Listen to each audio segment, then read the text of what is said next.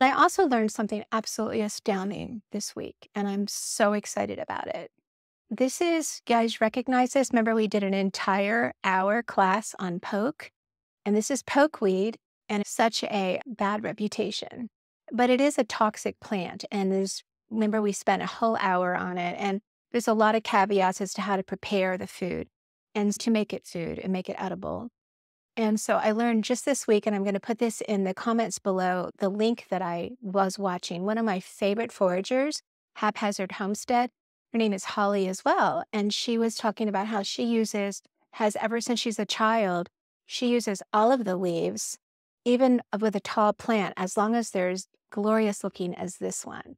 So as long as they're growing and they're light green and they're healthy looking, and the bugs haven't come yet. Even though the stem is red, you're not going to eat the stem at this point, obviously, but you will get a mess of greens out of these large greens.